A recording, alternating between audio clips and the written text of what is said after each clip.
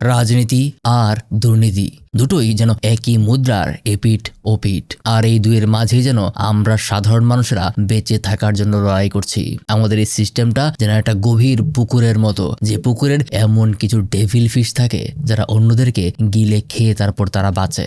আমাদের আজকের গল্পটাও ঠিক এমনই, এক লড়াইকে নিয়ে, এক ক্ষমতার দাপট, পলিটিক্সের নোংরা খেলা, আর অপরদিকে এক আদর্শবাদী ছেলে অবিরাম, যে কখনোই অন্যায়ের সামনে মাথা নত করতে শেখেনি।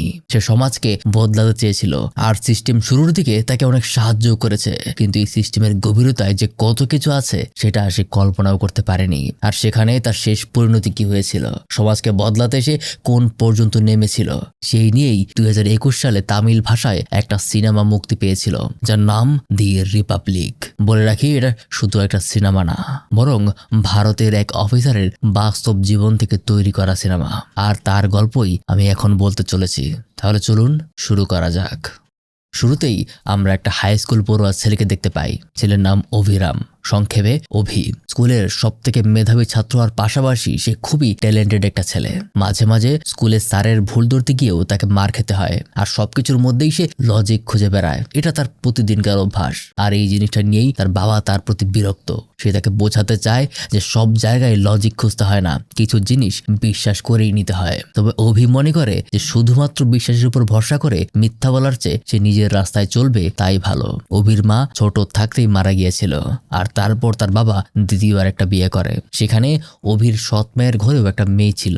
অবশ্য সৎ মা হলে কি হয়েছে, অভির প্রতি তার ভালোবাসা যেন তার আগের মায়ের চেয়েও বেশি। অভির বাবা সরকারি একটা ভালো পোস্টে চাকরি করে, যেখানে প্রতিদিন তাকে ছোটখাটো ঘুষ নিয়ে কাজ করতে হয়। কিন্তু একদিন এটা দেখে অভির খুব খারাপ লাগে। সে তার জমানো সবগুলো টাকা তার বাবাকে দিয়ে বলে, এই নাও আমার থাকা খাওয়ার টাকা, আর করাপশনের টাকা আমার পক্ষে খাওয়া সম্ভব না। এই বলে সে চলে যায়। অর্থাৎ অভি এমন একটা পার্সোনালিটির মানুষ যে মোটেও করাপশন অথবা দুর্নীতি সহ্য করতে পারে না। তারপর দেখতে দেখতে পার হয় 15টা বছর। দেশের সব থেকে জনপ্রিয় কিছু ভার্সিটি থেকে তার জন্য অফার আসে, তো সেগুলো পাত্তা না দিয়ে সে নিজের মন মতোই চলে।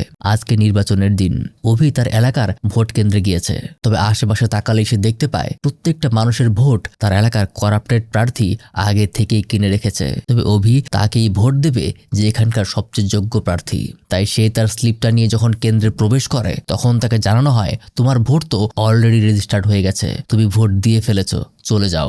আর এই কথা শুনে অভির মাথা গরম হয়ে যায়। সে তাদের সাথে তর্ক করতে শুরু করে। আর যখন এই ঝামেলার কারণে সেখানকার ইনচার্জ চলে আসে, অভি জানতে পারে এই কেন্দ্রের ইনচার্জ অন্য কেউ নয়, বরং তার নিজেরই আপন বাবা। আর এবার সে তার বাবার উপর আঙুল তুলে কথা বলতে শুরু করে। এমনকি এক পর্যায়ে বাইরের কিছু ছেলেপেলে এসে তার সাথে মারামারিও লাগিয়ে দেয়। কিন্তু অভি থামে না। কিছুক্ষণের মধ্যেই সেখানে তাদের এলাকার পুলিশ কমিশনার এসে হাজির হয়। অভি তাকে সবকিছু খুলে বলে, কিন্তু তাতে যেন তার কিছুই আসে যায় না। তাই অভি তাকে কথা শোনাতে শুরু করে। নিউজ রিপোর্টারদের সামনে কেন্দ্রের এই দুর্নীতি নিয়ে কথা বলতে শুরু করে। এক পর্যায়ে কমিশনার অভির বাবাকে ডেকে হুমকি পর্যন্ত দেয় যে নিজের ছেলেকে যদি সামলাতে না পারো তাহলে পরিবারকে জেলে ভরে দেব। কিন্তু তাতেও অভি থামে না। তাই কমিশনার এবার ঠান্ডা মাথায় তাকে বোঝানোর সিদ্ধান্ত নেয়। বলে, হয়তো তুমি আমাকে খারাপ বলবে, কিন্তু আমি যাদেরকে বাঁচানোর চেষ্টা করছি আমি জানি তারা করাপ্টেড। কিন্তু যেদিন এই পোশাক আমার গায়ে পড়েছে তার 6 মাস পর থেকেই আমার লাজ লজ্জা সবকিছু বিসর্জন দিতে হয়েছে। লাভ নেই, তুমি একা আর আমি একা মিলে তাদের বিরুদ্ধে কিছুই করতে পারবো না। তোমার একটা ভালো ভবিষ্যৎ আছে, সেদিকে ফোকাস করো। এই বলে তাকে সুন্দর মতো বুঝিয়ে সে চলে যায়। কিন্তু অভি আজকের এই ঘটনায় মনে মনে সিদ্ধান্ত নিয়েই ফেলেছে যে এই করাপশন আর দুর্নীতির বিরুদ্ধে তাকে কিছু একটা তো করতেই হবে। তাই পরের সপ্তাহে তার ফ্লাইটের রাতে অভি জেদ ধরে বসে সে আমেরিকায় যাবে না, বরং তার নিজের দেশে থেকেই সে আইএএস অফিসার হবে। কিন্তু তার বাবা তার এই কথায় রাজি না। সে ভয় পাচ্ছে তার ছেলে এই কাজে ঢুকে তার অনেক শত্রু বানিয়ে ফেলবে। কিন্তু সে তার এক কথায় জেদ ধরেছে, সে আইএএস অফিসার হবেই। তাই তার বাবা তাকে রাগ দেখিয়ে ঘর থেকে বের হয়ে যেতে বলে। অভিও তার বন্ধুকে বলে তার বাসার দিকে রওনা হয়। কিন্তু পরদিন বাসার সামনে সে দেখে তার ভাগ্নেকে তার ছোট বোনটা শাসন করছিল। জিজ্ঞাসা করতে সে বলে, স্কুলে নাকি কার সাথে মারামারি করে নাক ভেঙে সে এসেছে, আর এখন তার সাথে তার গার্ডিয়ানকে যেতে হবে। তাই তার সাথে অভি তার স্কুলে যায়। আর সেখানেই আমরা আজকের গল্পের ফিমেল ক্যারেক্টার মাহিরাকে দেখি। যে মেয়েটার সাথে আসলে অভির ভাগ্নের ঝামেলা হয়েছে, মাহিরা তার ফুফু। সে দেখায় অভির ভাগ্নে মেয়েটাকে আসলে একটা লাভ লেটার দিয়েছিল, আর সে রিজেক্ট করেছিল বলেই তার সাথে মারামারি হয়েছে। কিন্তু এখানে অভি একটা বিষয় খেয়াল করে, আর সেই অনুযায়ী জিজ্ঞাসা করতেই সত্যটা একটু অন্যরকম বেরিয়ে আসে। আসলে অভির ভাগ্নের সাথে তার কোনো সমস্যা নেই, দুজনেই একে অপরকে পছন্দ করে, সেও লাভ লেটার একসেপ্ট করেছিল। কিন্তু মাঝখান দিয়ে মেয়েটার ভাই এসে তার সাথে মারামারি লাগিয়েছে। আর এই শুনে সেখানে তাদের ভুল বোঝাবুঝি শেষ হয়। অবশ্য তাদের প্রিন্সিপাল এই বিষয় নিয়ে মাথা গরম করে, কিন্তু মাহিরা তার অভিযোগটা উইথড্র করে নেয়। তারপর বাইরে স্কুলের পার্কে মাহিরা অভির ভাগ্নেকে বিষয়গুলো নিয়ে বোঝাতে শুরু করে, আর অভি মাহিরার ভাগ্নের সাথে কথা বলতে থাকে। তবে সে শুধুমাত্র তাদের কাছে মাহিরার সম্পর্কে জিজ্ঞাসা করে।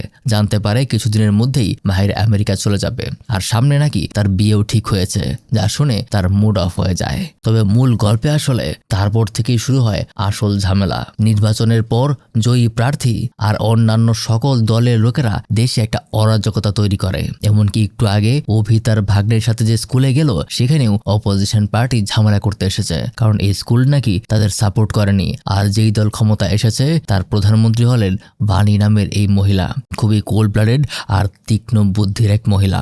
তার ক্ষমতায় আসার পর থেকেই বিভিন্ন স্টেটের জায়গায় জায়গায় ঝামেলা চলছে, আর সেগুলো নিয়েই জনগণ রাস্তায় নেমেছে। কিন্তু আর বাসায় অভি শুধুমাত্র এসব দেখেই যাচ্ছে। এখন অভি তার বন্ধুকে নিয়ে বাইকে করে তার বাসায় যাচ্ছিল, কিন্তু রাস্তায় এক ঝামেলার কারণে তাদের ছোটখাটো একটা অ্যাক্সিডেন্ট হয়ে যায়। সেখানে গিয়ে জানতে পারে এখানে জায়গা জমি নিয়ে একটা ঝামেলা হয়েছে। ভানির লোকেরা কিছু নকল ডকুমেন্ট তৈরি করে এনে তাদের উপর প্রেশার ক্রিয়েট করছে আর জায়গা ছেড়ে দিতে বলছে। তাই অভি তাদের মাঝখানে চলে যায় আর তাদের সাথে কথা কাটাকাটি শুরু করে। এক পর্যায়ে তাদের সাথে হাতাহাতি পর্যন্ত লেগে যায়। গাড়ির ভেতর থেকে বেরিয়ে আসে তাদের লিডার, কিন্তু সে ঠান্ডা মাথায় অভিকে তার বইগুলো বুঝিয়ে দেয় আর বলে, ছাত্র মানুষ, চুপচাপ লেখাপড়ার মধ্যে ডুবে থাকো, ঝামেলার মধ্যে জড়াতে আসলে মারা পড়বে। কিন্তু অভি নিজের কথা থেকে একটুও সরছে না। তাই সেখানকার জমির মালিক তাকে এখান থেকে চলে যেতে বলে, কারণ সে দেখছে এভাবে চলতে থাকলে এখানে একটা মার্ডার হয়ে যাবে। তাছাড়াও সে অভিকে খোঁচা দিয়ে কথা বলে যে সবকিছু তো তোমার বাবার মতো মানুষের কারণেই হচ্ছে, তারা যদি টাকা না খেয়ে সৎভাবে কাজ করতো তাহলে আজকে এই দিন দেখতে হতো না। যাই হোক, তারপর আরো কয়েকটা দিন পার হয়। সামনের এক সপ্তাহ পর অভির ইউপিএসসি এক্সাম, এই জন্য সে একদম লেখাপড়ায় ডুবে আছে। কিন্তু তার ভাগ্নে তো তার গার্লফ্রেন্ডের সাথে ফোনে কথা বলতে ব্যস্ত, আর ফোনেই সে শুনতে পায় মাহিরা তার ফিয়েন্সের সাথে ঝগড়া করতে ব্যস্ত। তাই অভি এতে খুব খুশি হয়ে যায়। আর কিছুক্ষণ পর মাহিরা নিজে থেকেই অভিকে কল করে, তাকে রিকোয়েস্ট করে, তোমাদের এলাকায় শুনলাম একটা মেলা হতে চলেছে, তো আমার ভাগ্নেরা সেখানে যাওয়ার জন্য খুব জেদ ধরেছে, তুমি কি থাকতে পারবে?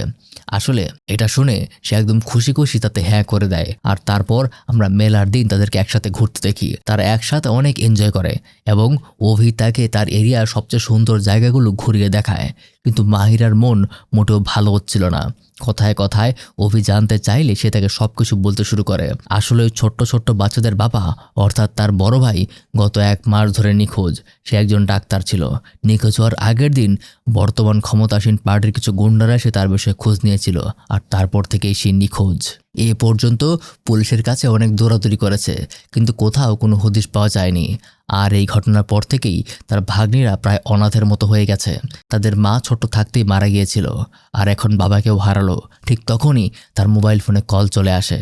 থানায় গিয়ে জানতে পারে কিছু জেলে মাছ ধরতে গিয়ে নদীতে তার ভাইয়ের কিছু জিনিসপত্র পেয়েছে। আর বিষয়টাকে তারা এইভাবে বোঝাতে চাইছে যে তার ভাবির মৃত্যুর পর ভাইয়ের ডিপ্রেশনে ছিল, আর ধীরে ধীরে সে নেশার জগতে হারিয়ে যায়, আর অবশেষে সে নিজেকে শেষ করে দিয়েছে। কিন্তু সেখানেই অভিতাকে বোঝায় এটা সম্ভব না, তার ভাইয়ের এমন কোনো টেন্ডেন্সি ছিল না, কিন্তু অফিসার যেন জোর করেই কেসটাকে সুইসাইড কেস বানাতে যাচ্ছে। তাই অভির রাগ হয়ে যায়। এক পর্যায়ে অফিসার তাদেরকে বোঝায়, যদি বাচ্চাদের ভালো রাখতে চান তাহলে কেসটা এখানেই ক্লোজ করে ফেলুন। তাই মাহিরাও রাজি হয়ে যায়, কিন্তু স্পষ্ট বোঝা যাচ্ছিল যে এটা আসলে একটা মার্ডার কেস। তারপর পার হয়ে যায় আরো কয়েকটা দিন। অভি পেছনের সবকিছু ভুলে গিয়ে তার এক্সামের জন্য শহরের বাইরে যাচ্ছিল, আর রাস্তায় যে অটোওয়ালার সাথে তার দেখা হয় সে হলো ওই দিনকার ওই ছেলেটা যার সাথে জমি নিয়ে কিছু গুন্ডাদের তর্ক হচ্ছিল। ছেলেটা তার কাছে ক্ষমা চায়, সেদিন ওইভাবে কথা বলতে হয়েছিল, না হলে ঝামেলায় হয়তো তারই ক্ষতি হয়ে যেত। তবে তার কথায় জানা যায় এগুলো আমরা আটকাতে পারবো না, বড় বড় আইপিএস তারাই পারেনি, তো আমরা কি পারবো। তবে সেই তাদেরকে এখান থেকে আরো কিছু তথ্য জানায়, যা হলো গত কিছুদিন ধরে নিজেকে শেষ করে দেওয়ার খবর সে অনেক শুনতে পাচ্ছে। তবে জেনে রাখুন সেগুলো আসলে এক একটা মার্ডার কেস, আর এর পেছনে রয়েছে ক্ষমতাসীন পার্টি ভিশাখা ভানু। দেশটাকে তারা ধীরে ধীরে নষ্ট করে ফেলতে শুরু করেছে, কিন্তু লাভ নেই, এগুলোর বিরুদ্ধে তারা কিচ্ছু করতে পারবে না। এই শুনে তারপর থেকে অভির মন যেন এক জায়গায় বসতেই চাইছে না। ট্রেনে ওঠার পরেও সে অস্থির হয়ে উঠতে শুরু করেছে। ঠিক যখনই জানালাতে দেখতে পায় কিছু মানুষ হাতে ধারালো জিনিসপত্র নিয়ে একজনের পিছু করছে, ভালো মতো খেয়াল করলে সে দেখতে পায় এটা হলো সেই ছেলেটা যার অটোতে তারা আসলো। আর তাড়াতাড়ি অভি ট্রেনের চেন টেনে নিচে নেমে পড়ে আর তাকে বাঁচাতে দৌড়ায়, কিন্তু ততক্ষণে গুন্ডাগুলো তাকে শেষ করে তার গায়ে আগুন ধরিয়ে দিয়েছে। আর অভি শুধু দাঁড়িয়ে দাঁড়িয়ে দেখছে, কিছুই করতে পারছে না। আর এই দৃশ্য দেখেই অভি তার ইন্টারভিউ দিতে যায়। অলরেডি আইবিএস এর সবকিছু সে কমপ্লিট করে ফেলেছে। আর সেখানে ইন্টারভিউর সময় তাকে যে কটা প্রশ্ন করা হচ্ছিল প্রত্যেকটা প্রশ্নের উত্তর সে খুব কনফিডেন্টলি দিচ্ছে। কিন্তু তার মধ্যে আজকে শুধু কনফিডেন্ট নয়, বরং সিস্টেমের প্রতি একটা ঘৃণা আর বদলানোর একটা অজম্য চাওয়া তৈরি হয়েছে। সে তার সামনে থাকা কারো কথায় সায় দিচ্ছে না, বরং সেটাই বলছে যেটা ন্যায্য কথা। তার এমন পার্সোনালিটি তার সামনে থাকা কেউই আগে দেখেনি। তাই তারা তাকে বোঝায়, এমন পার্সোনালিটি নিয়ে তো তুমি সিস্টেমে টিকতে পারবে না। কিন্তু তার উত্তর হলো, সিস্টেমে ফিট হওয়ার জায়গা কোথায়? কোথাও তো কোনো জায়গা নেই। তারপর তারা তাকে ফাইল ফেরত দিয়ে ফেরত পাঠিয়ে দেয়। বাসায় মাহিরা তার জন্য অপেক্ষা করছিল। আর ততক্ষণ তার বাবার সাথে সে তার ভাইয়ের বিষয় নিয়ে ডিসকাস করে। আমেরিকায় গিয়ে সে এই কেসটা WHO এর মাধ্যমে রিওপেন করানোর চেষ্টা করবে। তখন যেন সে তার সাহায্য করে। তারপর অভি বাসায় আসলে তার থেকে বিদায় নিয়ে মাহিরা এয়ারপোর্টের উদ্দেশ্যে রওনা হয়। আর তারপর ঘরে ফিরেই অভি নিউজে দেখতে পায় যে সে যে ইন্টারভিউ দিয়েছে সেখানে সকল ক্যান্ডিডেটদের মধ্যে তাকেই সিলেক্ট করা হয়েছে, যা দেখে কেউ বিশ্বাসই করতে পারছিল না। তারপর অভির সাথে তাদের প্রধান প্রকাশ রাও, যিনি কিনা ইন্টারভিউ নিয়েছিলেন, সে দেখা করে। সে তাকে জানায়, হয়তোবা সাথে সাথে হবে না, কিন্তু তোমার মতো যোগ্য একটা মানুষকে যদি আমি না নেই তাহলে এটা হবে আমার জীবনের সবচেয়ে বড় ব্যর্থতা। তবে সে আরো জানায় যে আমি তোমাকে কোনো ছোট মোটো দায়িত্ব দিচ্ছি না, আমি তোমাকে দিয়ে এক্সপেরিমেন্ট করছি। তোমার মধ্যে সেই চেতনা আমি দেখেছি যা এই দেশকে পরিবর্তনের জন্য প্রথম স্টেপ হতে পারে। তাই তোমাকে আমি স্টেটের কালেক্টর অফিসার দায়িত্ব দিলাম। সামনে তোমার দায়িত্ব আরো বাড়বে, তাই মাথা ঠান্ডা রেখে কাজ করবে, ক্ষমতার সঠিক ব্যবহার করবে। মূলত গত অনেক দিনের চেষ্টায় এই ইউপিএসসি বোর্ডের ক্ষমতা সে বাড়াতে সক্ষম হয়েছে। আর এই কারণেই অভির ক্ষমতাও এখন অনেক বেশি। তারপর কিছুদিনের ট্রেনিং এর পর সে ফিল্ডে এসে দেখতে পায় তার স্টেটের মন্ত্রী অর্থাৎ বিশাখা বানু এর বিরুদ্ধে জনগণ প্রোটেস্ট করছে। আর সবার প্রথমেই যার সাথে দেখা হয় সে হলো CIS অফিসার, যে নাকি কিছুদিন আগে মাহিরার ভাইয়ের সেই কেসটা নিয়ে তার সাথে খারাপ আচরণ করেছিল। তাই ভেতরে সবার সামনের প্রত্যেকটা বিষয় নিয়ে এসে দায়িত্বের ত্রুটি ধরছিল।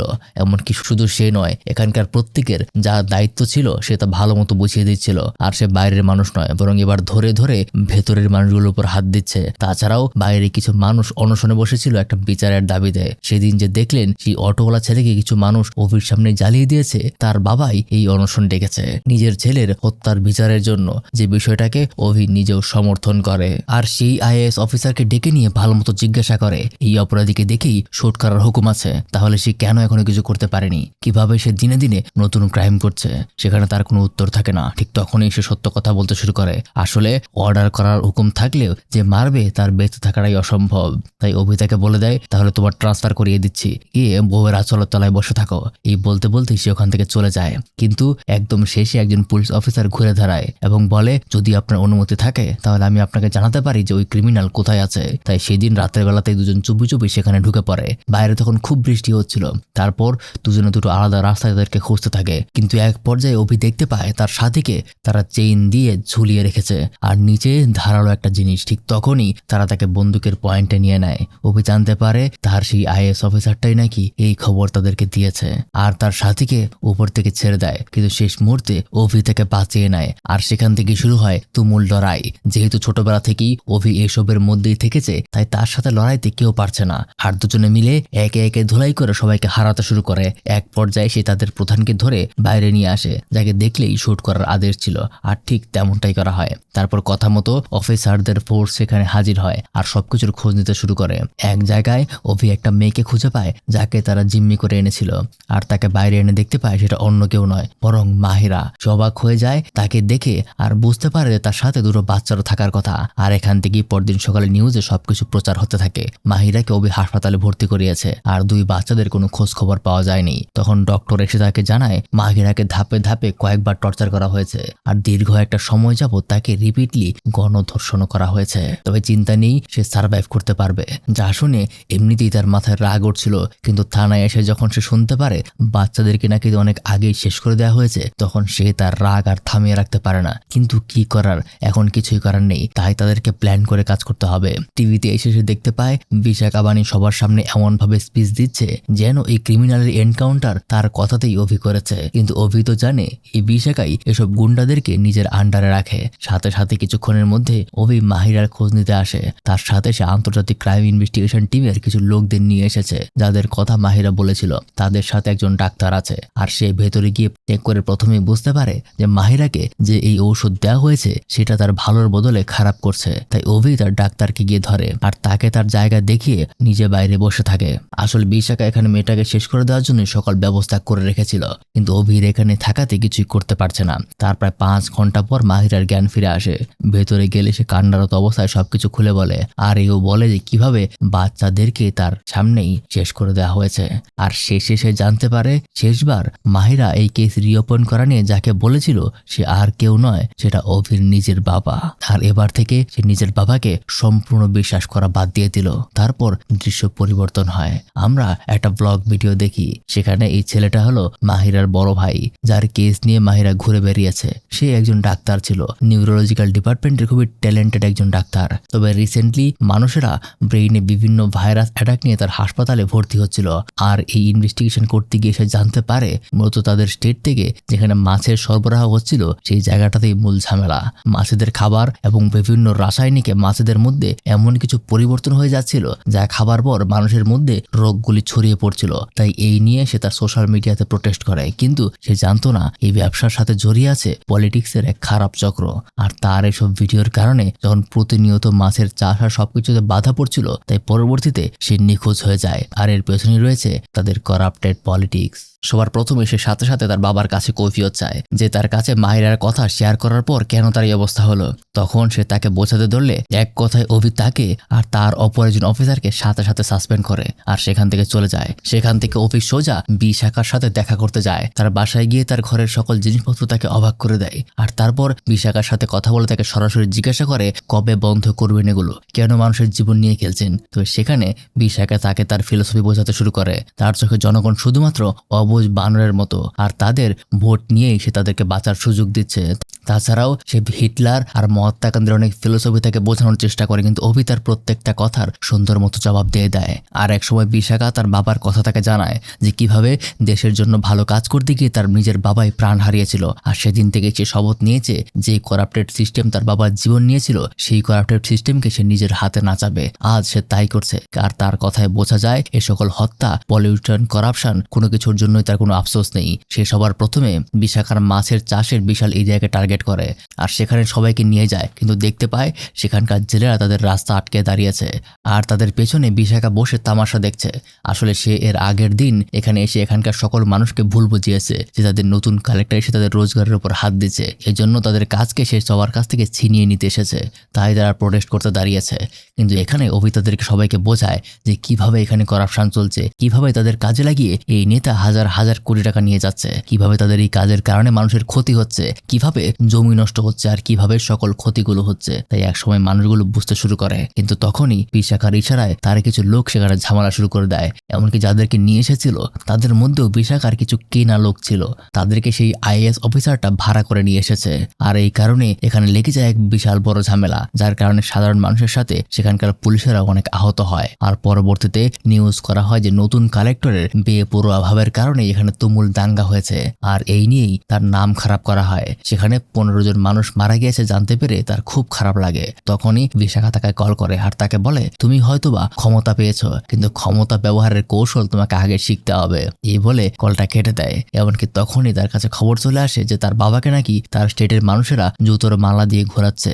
যা শুনে সে তাড়াতাড়ি মাহিরাকে ঘরে সাবধানে থাকতে বলে এবং বেরিয়ে যায়। সেখানে গিয়ে তার বাবাকে সে বাঁচায়। তার বাবার অবস্থা খুবই খারাপ হয়ে গেছে। মূলত বিশাখার কথাই এলাকার লোকজন তাকে নিয়ে এইগুলো করাচ্ছে। আর তার বাবার এই অবস্থা দেখে অভি যেন আর চুপ করে বসে থাকে দেখতে পারছে না। আর এখানেই আমরা অভির বাবার অদিতকে দেখতে পাই। তার বাবা একজন সৎ অফিসার ছিল। প্রত্যেকবার বিভিন্ন পার্টির ঝামেলায় তাকে বিভিন্ন জায়গায় ট্রান্সফার করিয়ে দেওয়া হতো। তাই একবার রাহুল সেনগুপ্ত নামে এক বিল্ডারের সাথে তার ঝামেলায় তার জীবনের সব থেকে বড় মাসুল দিতে হয়। তখন অভির মা জীবিত ছিল। আর এখানেই আমরা জানতে পারি যে অভির মা আসলে কিভাবে মারা গিয়েছিল। সেই বিল্ডারের সাথে ঝামেলায় পরবর্তীতে এক ট্রেন যাত্রায় তাদের উপর হামলা হয়, যেখানে অভি আর তার বাবা বেঁচে গেলেও অভির মা আর এক ছোট্ট বোনকে ট্রেন থেকে নদীতে ফেলে দেওয়া হয়েছিল, তাও আবার তাদের চোখের সামনে। আর তারপর থেকেই তার বাবা সততা ছেড়ে দিয়েছে। তার ছেলেকে নতুন জীবন দেওয়ার জন্য সে নিজে অসৎ হয়ে গেছে, কিন্তু সবসময় খেয়াল রেখেছে যেন তাদের উপর কোনো আঁচ না আসে। কিন্তু গতবার মাহিরার যে অবস্থা হয়েছে সেজন্য তার সরাসরি কোনো দোষ ছিল না। মাহিরার রিকোয়েস্টে সে কেস রিওপেন নিয়ে যখন উপরস্থ অফিসারের সাথে কথা বলতে যায় তখন সেখান থেকেই কথা লিক হয়ে যায়, আর তারপর তার এই অবস্থা। আর আজকে নিজের ছেলের হাতে সাসপেন্ড হয়ে যেন তার জীবনের আশাটা এসে ছেড়ে দিয়েছে। কিন্তু অভি যখন এই সবকিছু শুনে তার কাছে ক্ষমা চায়, সে বুঝতে পেরেছে যে সোসাইটিকে, সে সিস্টেমকে সে উপর থেকে দেখছিল সেটাকে এখন ভেতর থেকে দেখতে হবে। রিসেন্ট তার কারণে যে ঘটনা ঘটেছে পরবর্তীতে সেটা নিয়ে কোর্টে কেস করে, আর সেখান থেকে অভির বাবা তার সমস্ত ডকুমেন্ট সম্পর্কে ইনফরমেশন তুলে ধরে যেগুলো তাকে দিয়ে জোর করে করানো হয়েছিল, আর প্রত্যেকটাই বিশাখা বাণীর বিরুদ্ধে যাচ্ছে। তারপর একে একে এমন কিছু সাক্ষী আসে যারা মিথ্যার আশ্রয় নিয়ে বিশাখা বাণীকে নিরপরাধ প্রমাণ করে। এমনকি একদম শেষে বাণী নিজে এসে উল্টাপাল্টা কথা বলে যে নতুন কালেক্টর এবং তার বাবা তার বিরুদ্ধে ষড়যন্ত্র করছে আর তাকে নামানোর চেষ্টা করছে, আর গত 40 বছরের অভিজ্ঞতায় নাকি সে কখনো হারতে শেখেনি, এ বলে চলে যায়। কিন্তু তারপর সারাটা দিন অভি কিছু একটা নিয়ে চিন্তা করতে থাকে, আর সেই চিন্তার ফলস্বরূপ পরদিন কোর্টে সে নতুন কিছু প্রমাণ হাজির করে। গত ইনসিডেন্টে সেখানকার জেলেরাই এখানে সাক্ষী দিয়েছে যে ঝামেলাটা অভির পক্ষ থেকে নয়, বরং তাদের মধ্যেই কিছু গুপ্ত ঘাতক ছিল। তাছাড়াও কৃষকরা এখন বুঝতে পেরে গেছে যে বিশাখা বানুর আন্ডারে থেকে তারা দেশের কি পরিমাণ ক্ষতি করছে এবং তারা নিজেরাই নিজেদের বঞ্চিত করছে। সমস্ত বিষয় সে একে একে তুলে ধরে, এমনকি মাহিরার ভাইয়ের সেই ডকুমেন্টারিগুলো তাদের সামনে তুলে ধরে যেগুলোতে প্রমাণ রয়েছে যে কিভাবে প্রাকৃতিক দূষণ হচ্ছে তাদের এই নিয়মের কারণে। পাশাপাশি এমন অনেক প্রমাণ সে জোগাড় করে যেগুলো গতকালকে সাক্ষীদের বিরুদ্ধে যাচ্ছে। এই সময় বিশাখার মুখ ফ্যাকাশে হয়ে যায়, কারণ তার কথার লজিক এবং সবকিছু জাজকে প্রভাবিত করছে। এমনকি তার সমস্ত কথা শেষে অভি যখন তার সিটে গিয়ে বসে তখনও জজ সাহেব একদম স্তব্ধ হয়ে গেছিল। আসলে শুরু থেকেই জজ সাহেব সবই জানতো যে বিশাখার প্রধান আয়ের উৎস এই কৃষকদের মাছ চাষের মাধ্যমে কতটা ক্ষতি হচ্ছিল, কিন্তু আজ তাদের কাছে প্রমাণ আছে এবং সেই কৃষকদের সমর্থন আছে দেখে জজ সাহেব অর্ডার দিয়ে ফেলেন যত দ্রুত সম্ভব সেখানকার সকল বাঁধ ভেঙে ফেলতে হবে, নদীকে তার স্বাভাবিক গতিতে বইতে দিতে হবে। আর যেহেতু বিশাখা বানু এ যাবৎকাল পর্যন্ত তাদের শোষণ করে এসেছে, তাই তাকে তার পদ থেকে ইস্তফা দিয়ে যাবজ্জীবন কারাদণ্ডে সাজা দেওয়া হয়। এমনকি তার পাশাপাশি সেই সকল সরকারি অফিসারদেরকে যাবজ্জীবন কারাদণ্ডে সাজা দেওয়া হয় যারা এই করাপশনের সাথে যুক্ত ছিল, অর্থাৎ অভির বাবাকেও জেলে যেতে হবে। কিন্তু তাতেও সে খুশি, কারণ সে ন্যায় বিচার পেয়েছে। আর পরবর্তীতে সেনাবাহিনীর মাধ্যমে নদীর চারপাশে থাকা মাছের সমস্ত বাঁধগুলো ভেঙে দেওয়া হয়। জেলেদের জন্য এটা কোনো ধরাবাঁধার নিয়ম ছিল না, তারা নিজেদের জীবন নিজেদের মতোই যাপন করতে পারবে। এমনকি এর মাধ্যমে আশেপাশে কৃষকদের ফলনও বৃদ্ধি পাবে, তাদের জমি আগের মতো উর্বর হবে। কিন্তু বিশাখা এটা মানতে পারে না, তাই সে সেখানে কোর্টে অরাজকতা শুরু করে। সেখানে একসময় বিশাখা তার জ্ঞান হারায়, আর জ্ঞান ফিরলে আমরা তার পাশে অভিকে দেখতে পাই। অভি বলছে, আপনার বাবার চাওয়া আমার চাওয়ার মধ্যে কোনো তফাৎ নেই, তবে দেশকে এত তাড়াতাড়ি পরিবর্তন করা সম্ভব না। আমি একটা স্টেপ নিয়েছি, হয়তো আমার পরে অন্য আরেকটা স্টেপ অন্য কেউ নেবে, তাই বলে ন্যায়ের পথে হাঁটা বাদ দেব সেটা গ্রহণযোগ্য না। তারপর আরো কয়েক বছর পার হয়ে যায়। অভি তখনও তার কাজে ডিউটিরত ছিল, কিন্তু একদিন হঠাৎ সে দেখে নদীর পাশে আবারও মাছ চাষের বাঁধ তৈরি করা হচ্ছে। তাই তাদেরকে ধরতে গিয়ে তাদের পেছনে গিয়ে দেখে মূলত গ্রামবাসীরা তাদের নতুন এমএলএর প্রচারণায় এই কাজ করছিল। আর সেখানে কিছুক্ষণ ঝামেলার পর গ্রামের এক মুরব্বি এসে তাকে থামায়, বলে আমি দেখে নিচ্ছি, তুমি চলে যাও। কিন্তু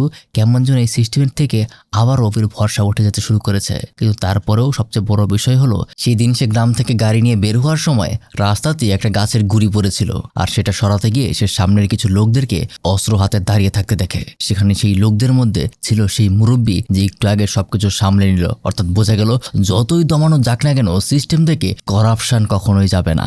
তার কিছুদিন পর জেলখানায় অভির বাবার কাছে অভির কিছু জামা কাপড় পাঠানো হয়। বলা হয় তার ছেলেকে কোথাও পাওয়া যায়নি, শুধু নদীর পানিতে জেলেদের জালে ধরা পড়াই জামা কাপড় পাওয়া গেছে। আর তারপর এই সিনেমার ক্যারেক্টারদের কিছু বাস্তব ছবি দেখানো হয়, অর্থাৎ গল্পটা শুধুমাত্র একটা সিনেমা ছিল না, এটা একটা বাস্তব ঘটনা অবলম্বনে তৈরি করা ছিল। আর এই করাপশনটাও সম্পূর্ণ সত্য ঘটনা।